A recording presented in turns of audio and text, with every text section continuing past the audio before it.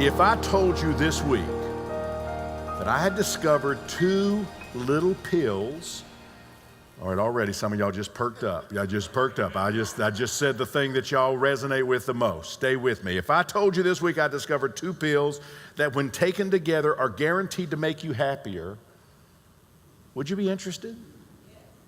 Thank you so much. That was great.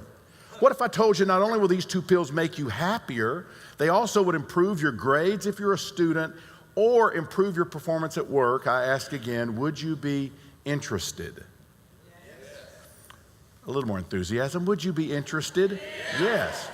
Dog Days of July. We're going to make this good and fun today. What if I told you not only will these two pills make you happier and they would improve performance at work and at school, but these two pills also would improve your relationship with your partner, your family, your friends, and your acquaintances? Would you be interested? Yes. Not only will these two pills do all of that, but they only have one side effect, and this side effect is you're going to all look better than you look today. And best of all, both of these pills are absolutely free. Would you be interested? Yes, you would. Thank you so much. This summer at the Village, we have been learning about this little thing called happiness, which isn't a little thing, it is a big thing. And we have said statements like this: happy people are healthier people. And the reverse is also true. Healthier people are happier people. We've said happy people are more successful in life as you understand what success is. And the reverse is also true. Successful people really are happier people if you understand success. Happy people are more socially engaged, and the reverse is also true. Socially engaged people are happier people. I have loved this little summer series we have been on called The Happiness Project. The first week, I don't know if you remembered or not, the first week we ended up saying most everybody misunderstands what truly gives them happiness. I have missed the mark a million miles, and so have you. We have chased after things thinking it would bring us happiness, and it did not. We also, and I thought this was profound, and I've thought about it a lot, we made the statement that 50% of your happiness is based chemically on your DNA. It is set. You 50%. Some people are by nature happier than others, so 50%, take it off the table. You don't have much you can do with that. And then in life, there's another 10%, which is kind of experiences. If your mother died yesterday, guess what? You're going to be sad. But after a season, you'll bounce back up to that 50%, whatever that is for you, your normal line of happiness. But then the big statement was 40% of happiness is determined by what you and I choose to do in our lives. In other words, we can affect 40%. So I maybe feel like I'm by nature a little happier than maybe some people who are a little more melancholy. That's good. But the melancholy person can put into practice 40% and actually shoot by me in a happiness level if I'm just going to sit back and not do anything. You got what I'm talking about? So after we did that kind of a negative talk about what happiness is not, then we jumped into what it was. We talked about savoring. And I loved the week we talked about savoring because on Facebook, a few of y'all wrote these beautiful posts over the next 7 days, and you used the word savoring in the post. I am with my wife, and I am savoring how beautiful she is. I am enjoying my grandchildren, and I'm savoring the moment. That was beautiful the way you did that. We talked about savoring, and we also talked about gratitude, and then Ethan knocked it out of the park when he talked about kindness. Happy people are people who practice kindness in their life all the time. And not only kindness, they practice social connectedness. In other words, they are not loners who never interact with other people. They may be more introverted, but they have found ways to interact with people and feel as if they are a part of community. That was beautiful. This week, we're going to learn about two more happiness practices, two more little pills that will guarantee you being happier. I'm going to explain how they have been shown to improve happiness in any person who is willing to put these two pills into their bodies and make them a part of their life. The first of the two pills might be a little harder for some of you to swallow because the first pill, don't leave, the first pill is the exercise pill. I know. Let's groan collectively. Will you groan? It's heavy, I know. Now, one more thing before we get into the meat of the message, because this is going to be helpful. I am not an expert on exercise. I am someone who has struggled. When I finished playing high school football, I stopped doing anything physical. In my late teens, 0 physical. In my 20s, 0, 30s, 0, 40s, 0. And then when I got to my 50s, it was like, oh dear God, this is not going well for me. This is not good. And so I began to really think about how to get better. And it's still been hit and miss for me, but this is changing for me. I have discovered that this is very important. I have probably studied this subject as much as any subject I've ever studied in my life. It is very important, and it can really lead to a healthier, happier life. Exercise is really important. If you Google the words, do this, maybe you find this interesting, the Bible and exercise. The Bible and exercise.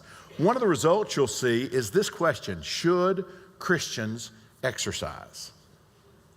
Now you might wonder, why in the world is that even a question somebody would ask?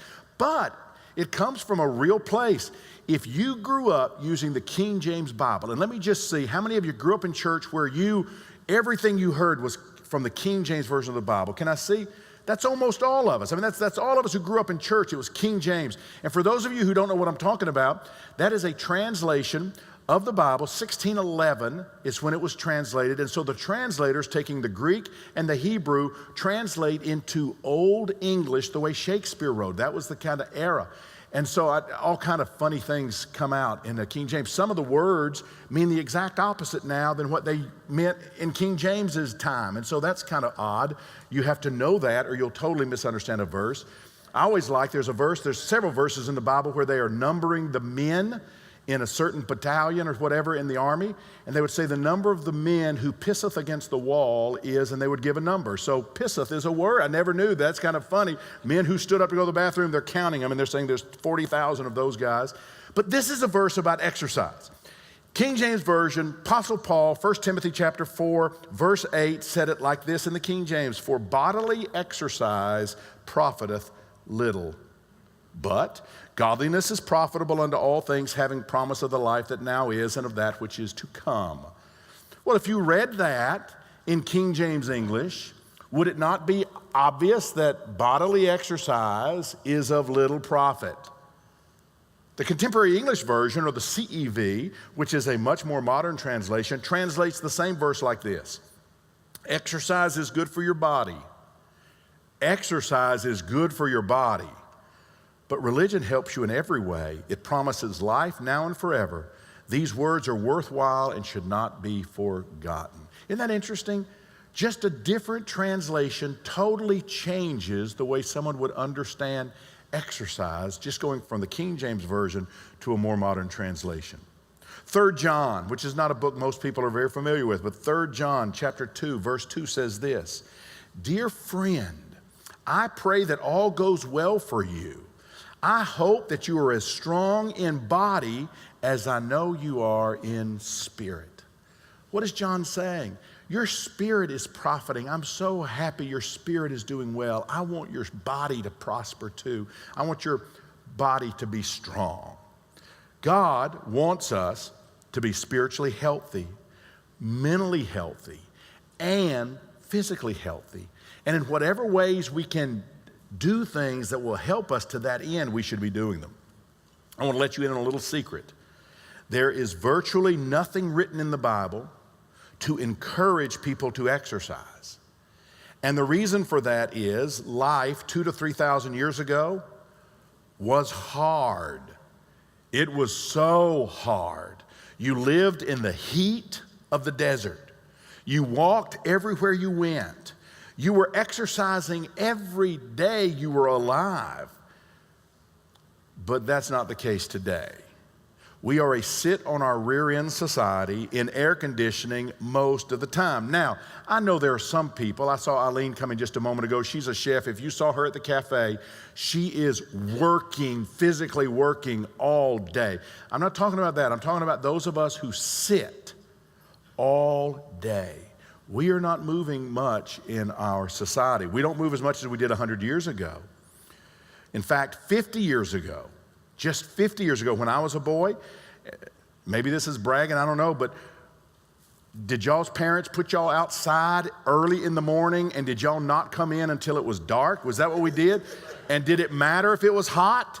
Did my daughter-in-law will come from California and she has 4 kids and we'll put them outside. I love putting the kids outside. That's like my favorite thing. Y'all go outside. And then I lock the door. You got them outside. But it's like, oh, it's so hot. It's like, yeah, it's always been hot, and kids do good if they're outside in the heat. It makes them go to bed earlier, right? I mean, that's a good thing. Anyway, we'd go out at 8 in the morning, and we'd stay out all day. Kids today don't know how easy they had it. Don't let this blow your mind, but when I was young, I had to walk through 9 feet of shag carpet just to change the TV channel. I mean, it was...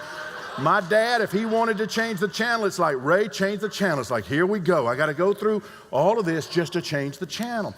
The problem with lack of movement is having a huge impact on us physically, emotionally, relationally, and even spiritually. True, Lazy Boy actually has a recliner that underneath the armrest, there is a cooler where you can put your soft drinks. Because after an hour or two, nobody really needs to exert the energy to have to walk the 15 feet to the refrigerator to get them a Coke. You can just put it under the armrest and have it right there so you don't have to move.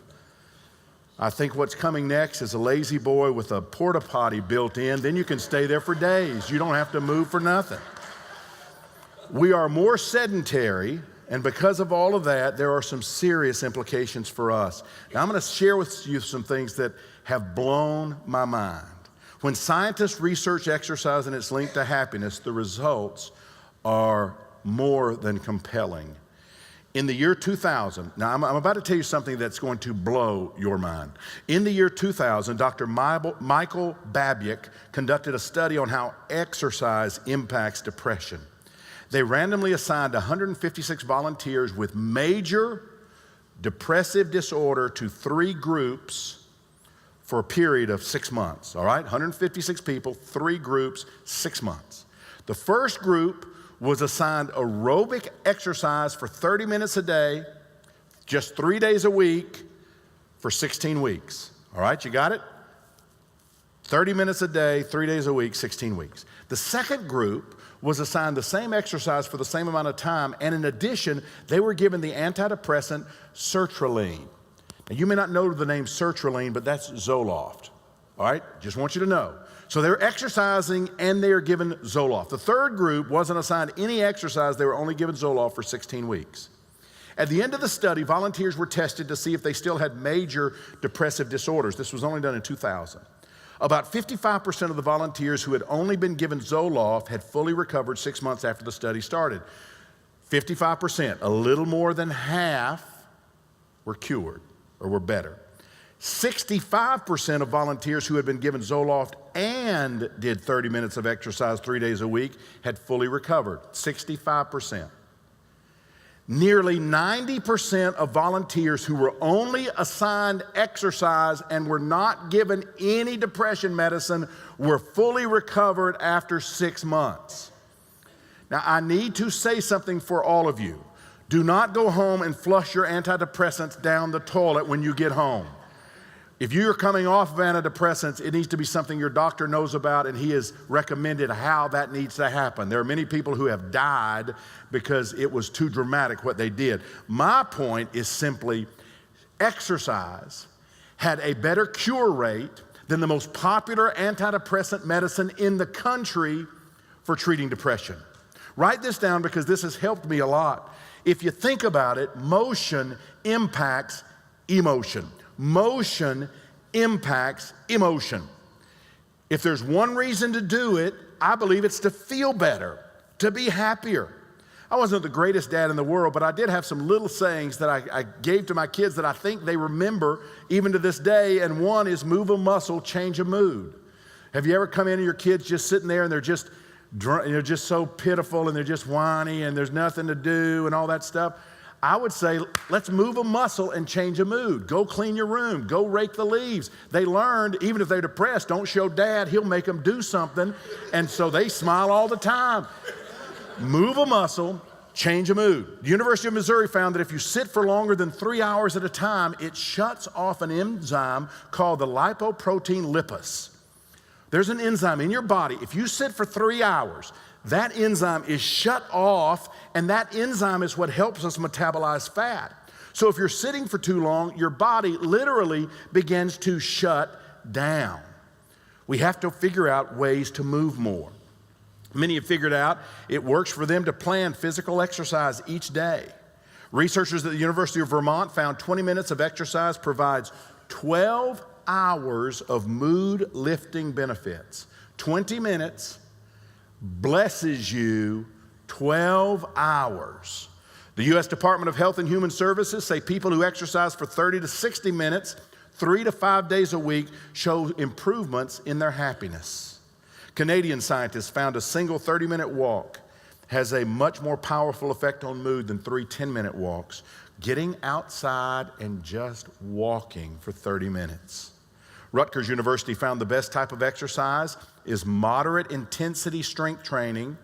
That makes people happier than either high intensity or low intensity strength training. If I can just let you know what that means, low intensity strength training is like when you have no weight on the bar and it's just like you're just doing that and it's like this is nothing. That's low intensity. High intensity is when by the end of the set you are so whipped you have nothing left in you. You can't even lift your arms after it's over. That's high intensity, and that doesn't make you particularly happy when you can't lift your arms after a workout. But middle intensity is kind of that weight where you're feeling it. It's there, you're feeling it, but when you finish, you can at least walk out to the car and you don't have to crawl to the car. That's the difference. They're saying middle intensity is actually very, very important. Competitive exercise is better than no exercise, but the truth is non-competitive exercise is healthier because when you focus on winning, sometimes that wipes out the mood-boosting power of the exercise. So you're not in competition with anybody when you're working out. You're in competition with just trying to learn the exercises better yourself. You're just exercising yourself. I thought this was interesting. Researchers at the University of North Carolina found that couples who are both runners, both partners are runners, have a 19% lower divorce rate than non-runners. And I know we have a few. How many runners do we have here? I know Carol's a runner. Do we have a few runners in here? If you see me running, you need to run because someone is chasing me. I don't run just by nature. That's not what I do. But some of y'all like that, and that's very good. I talked this week to a good friend of mine named Delane Ross. Delane has been in the fitness business for 15 years. And I asked her if she saw what I was reading the research suggest. Did she see it in her business? And she said, oh my gosh, Ray, I could tell you story after story after story of people who came in, who felt flat, they felt lethargic, they just kind of just nothing's right. And then as they began to feel the workouts hitting them, they became happier people. And then she said, can I tell you my favorite story of all? I said, sure. She said, we had a lady not too long ago, I think it was last year, a lady in her 60s who came in to begin to train. And she said she had some reasons for wanting to work out. She wanted to lose a little bit of weight, but she wanted to also learn to move around a little bit better. And she worked out for a month or so before Christmas, and then we took a Christmas break, and then she came back after Christmas in January, and she was beaming. And I said, why are you beaming? And she said, because this has made a difference for me. And Delane asked her, why has this made a difference for you?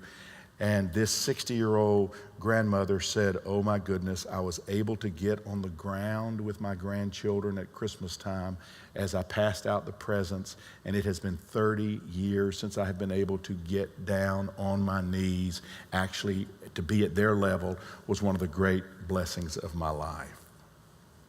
I have another friend named Christian Bossert. He is a wonderful trainer. And so I talked to him this week, and I said, listen, I'm doing all this research. Are there stories? And he said, Ray, I could write a book. I could write books. I could write books on all the stories.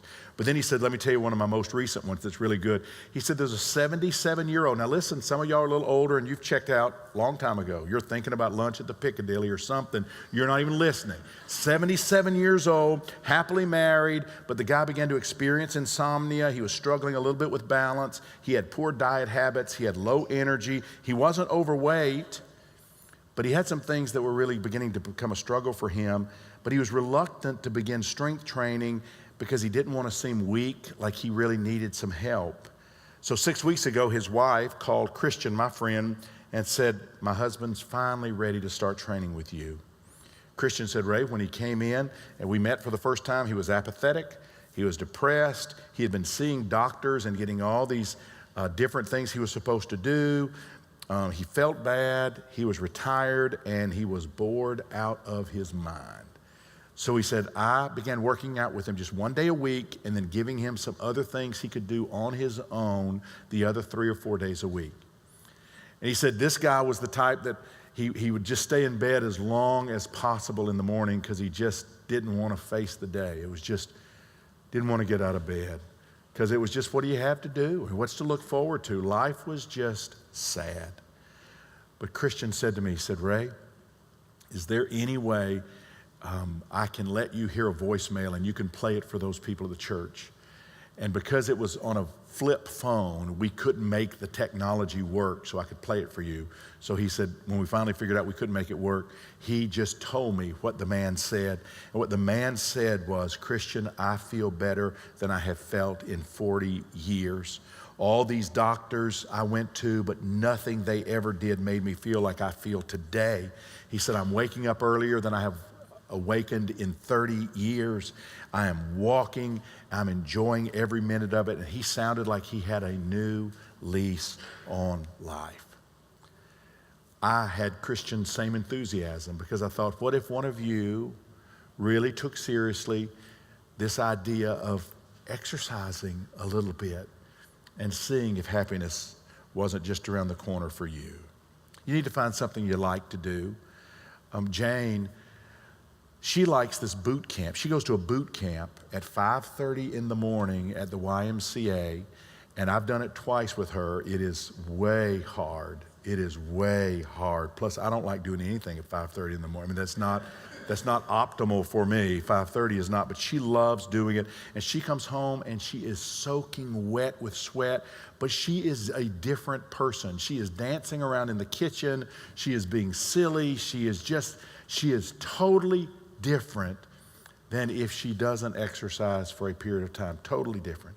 I prefer weightlifting in the afternoon, and it's been one of the joys of my life. Ethan has a schedule where he meets, and he and I go in at 4 in the afternoon. We work out for about an hour, and it's mildly intense. I mean, it's pretty strong, but we love that, and that time of day seems to fit us. But it doesn't have to be either one of those things. Ray McCune swims every day. He loves swimming. He goes to the Y and he swims. It could be hiking. It could be weightlifting or aerobics or Zumba. Do y'all know we have a Zumba class that meets in our lobby 5 days a week in the mornings? If you came by, you would be hearing loud Latino music and 30 people in there doing Zumba. It's awesome. Yoga, they say yoga is good. Jogging is good. Walking is good. Kettlebells is good. Biking is good. All of these things are good. It's important. And I really do think it helps with your happiness. Practice the something is better than nothing principle. In other words, you go to the hospital to visit somebody on the second floor. You do not have to wait 10 minutes at the elevator to go to the second floor. You ever do that? I do that, and I think, what was I thinking? I could have walked up the stairs. We can walk up 2 flights, 3 flights, 4 flights. Take the stairs to the elevator. Or park at the far end of a parking lot when you have to go somewhere. Not if it's at night and it's dangerous inside the perimeter. I understand that. But if it's the middle of the afternoon, I'll park as far away as I can park just so I can get a little bit of a walk. Stand up more. Stand up more. In my office, I have an office upstairs at my house, and Jane and I share the office. She has a normal desk, a lower desk, and I've got a higher desk. So I can either sit in a high chair, I have a high back kind of a chair up high, or I can stand and I can work. Or I work downstairs in our den, and in our den, I either sit in a leather chair if I'm wanting to sit, but if I'm sitting there every 45 minutes or so, I need to get up, take my laptop, put it on the piano that we have there, stand by the piano because standing is helpful. I don't want to sit 3 hours and have my body begin to shut down. That's not the best thing to do. Create some time during the day to move around. Now, y'all have been awesome today. Y'all really have. I don't know what's in y'all, but y'all have really been good. Can we do some participation for just a minute? Let's do something. Nate, bring these 2 chairs up. Ethan, if you can bring these 2 chairs up. I'm going to need some help. So, Nate, if you'll put those 2 chairs here, and Ethan, you'll put these 2 chairs here, then I'm going to get a couple of people to help me. Let me get some people. I don't want anybody to hurt themselves. Let me get Shirley Stanifer. I think you'll be good, Shirley. I think you'll be able to handle what I'm going to do. Courtney, you're here. Sit right here. Let's do that. Derek, I don't know if they can let you loose in the booth, but if they can, would you come up? And Elena, Dr. Elena. Y'all don't know Dr. Elena, but Dr. Elena and Heather have been coming to our church for now months, and she's a chiropractor. So if you don't mind, I'm going to put you on the spot. So if you'll sit here and come up here, Derek. And now y'all all have to do this, all right? Because they're on the spot, so you can look at them, but we're all looking at y'all, and so you're going to have to help me. We are going to do some exercise today, because some of y'all sit in offices or sit in your living room all day, and you do not move. So I'm going to ask everybody here. The only person who's exempt is Harry in his wheelchair. You're good, but everybody else, move up on the end of your chair, and I want you to pretend. All right, now move up on the end of your chair, and I want you just to begin to move your arms like you are running, all right? Now, in just a minute, we're going to start music. When we start music, I want your feet to begin to churn on the floor like you're a 2-year-old pitching a fit. And we're going to do this for one chorus of a song. So, guys in the booth, can we start and let's see how it goes? Everybody, move your feet. Some of y'all got rhythm. Some of y'all are doing really good. Some of y'all are already tapping out. That's not good. Keep going. Keep going. Keep going. Keep going. A little bit more. Keep going. Look at the person next to you and say, I'm smoking you. I'm smoking you. Y'all are doing good. You're doing good. Are we almost at the end? I hope. I hope. Hang in there. I hope. Well, we got people doing dance moves over their head. That's good. That's good. Whew. I think we're done. Give yourselves a hand. That was very good. They're very good. I want to do another one. This is going to be just a little bit, show your resistance. All right, so all of you are still on the end of your chair, right? You're still there, okay? What I want you to do, you guys up front too, all right, just stand up. All right, sit down. Some of y'all take a long time to do that sit down. All right, let's stand up again. That's 2. Would you sit down, please? Very good. We're doing good. Stand up again. Only a few more. Sit down.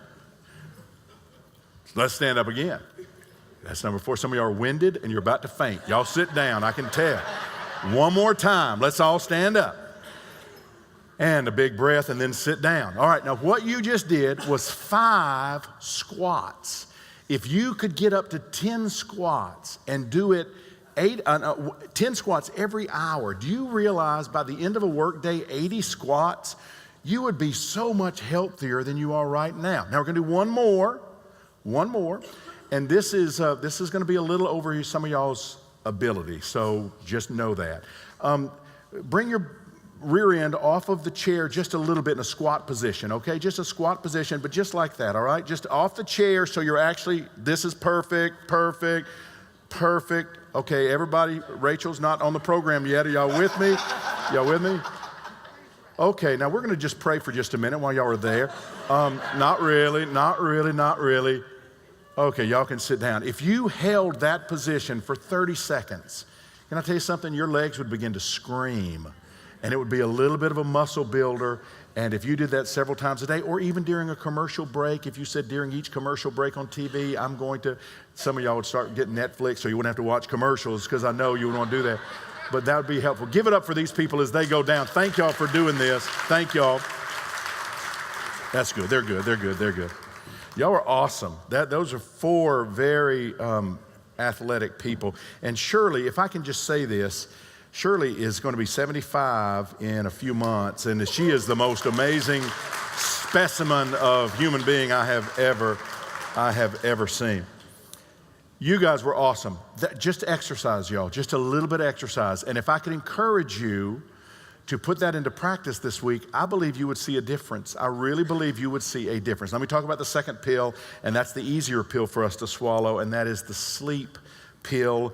We have probably talked about sleep more than any church in America, but it's because we have discovered it is so important.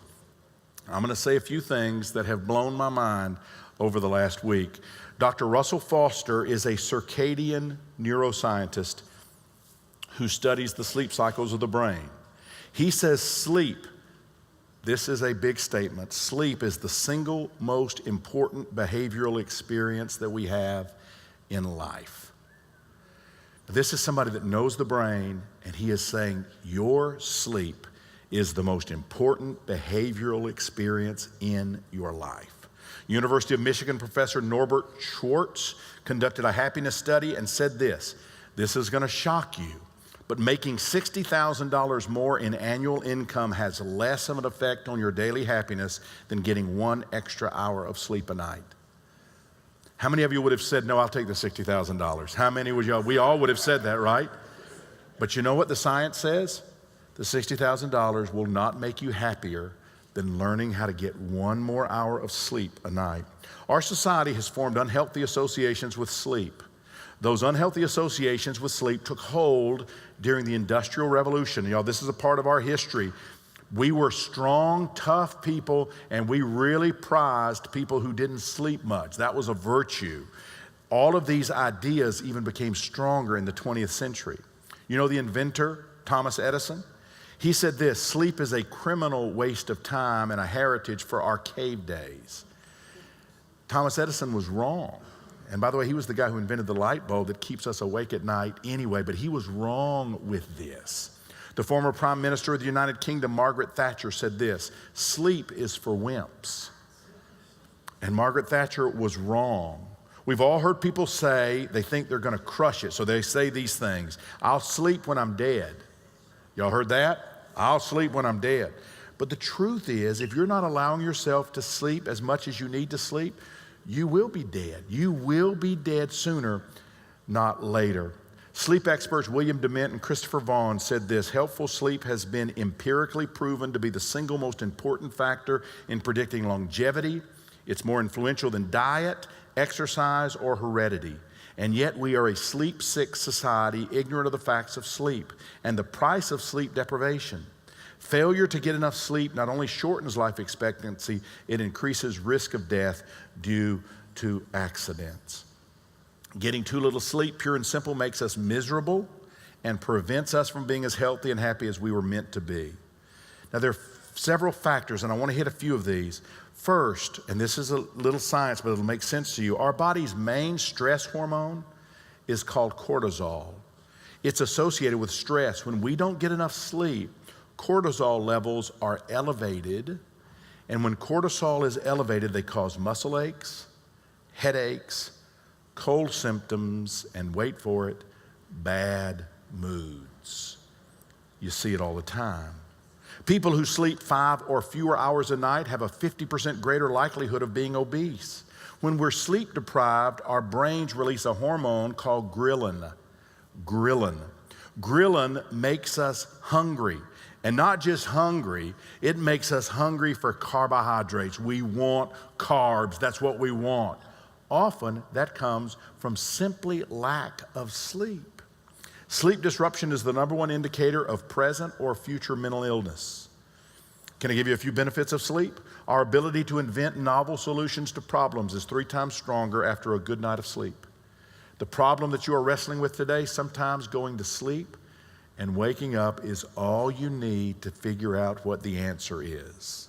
65% of adults who sleep over 7 hours a night report excellent mental health. Only 27% of adults who get 8 hours of sleep report feeling overwhelmed. When you say, I just feel overwhelmed, you are a part of a group of people who more times than not simply are not getting enough sleep. Good sleep and healthy relationships are bidirectional and reciprocal. In other words, when you get enough sleep, your relationships will be stronger and healthier, and when your relationships are healthier, you'll get better sleep. Now, have you ever wondered how much sleep you need? Scientists at the National Sleep Foundation recently revised their recommended amounts or hours of how much sleep we need for optimum health at every age. So let me run this with you. Newborns from 0 to 3 months old, they need to be sleeping 14 to 17 hours a day. Infants from 4 to 11 months need to be sleeping 12 to 15 hours a day. Toddlers from 1 to 2 years old need to be sleeping 11 to 14 hours a day. Preschoolers from 3 to 5 years old need to be sleeping 10 to 13 hours a day. School children ages 6 to 13 need to be sleeping 9 to 11 hours a day. Now, can I pause right here? I didn't follow any of these rules, none of these rules when I had kids. And I was so amazed that they could stay up till 10 or 11 o'clock, and then they could get up at 6:30 in the morning and they could go run their life flat out. I look back and I say, I did a disservice to them, and as sharp as they would have been even stronger and better equipped had I been able to enforce something like this and gotten them to think that way. Teenagers, age 14 to 17, 8 to 10 hours. So that going to bed at 11 and them getting up at 6 in the morning, that wasn't optimal. That wasn't good. Younger adults from 18 to 25, many of you in this group, 7 to 9 hours a night. That's like no non-negotiable. It needs to be there. Adults between 26 and 64, 7 to 9 hours a night. And then as you get older, you get 1 extra hour off. 7 to 8 hours is sufficient. 7 to 8 hours is sufficient. Sleep guru Dr. Russell Foster said this: if you have good sleep, it increases your concentration, attention, decision-making, creativity, social skills, and health. If you get sleep, it reduces your mood changes, your stress, your levels of anger, your impulsivity, and your tendency to drink and take drugs. It's a big deal. And I read the information, and y'all, they're just kind of coming to this. It's reaching a whole nother level. I saw this in the 80s and 90s. It was beginning to percolate at a low level. Sleep is important, but we still really held in esteem people that said they only slept 3 hours a night or 4 hours a night. Nobody is saluting the 3 to 4 hours a night. They're saying that might be an anomaly, but for all of us, we need this kind of sleep. I want to repeat a verse we used the first Sunday of the Happiness Project. It's the reason that we are spending the summer looking at happiness. The verse in 2 Corinthians is this: it isn't that we are trying to control your faith. That's between you and God. But we are working with you for your happiness because you stand firm in your faith. Happiness is a noble thing to consider.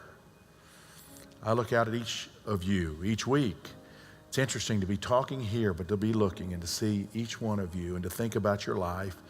And I know nobody here has a perfect life. I know we all struggle. We all are stained glass, right? All of us have just some things that are less than what we wish they were. But we come to this place because we want to be healthier, stronger, happier. I know how busy you are.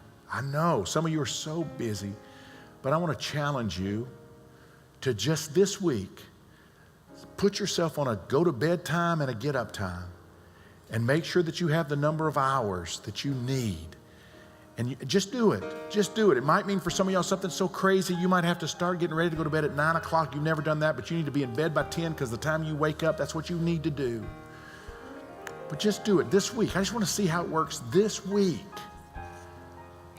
And then add 20 to 30 minutes of exercise, even if it's just walking around the block or doing the little squats in the chair or doing a little bit of chair racing, whatever it is, 30 minutes. And then I want you to share the results. I want you to let me know how it's going. Let us know how it's going. You guys are wonderful, and I appreciate you hanging with me through all of this.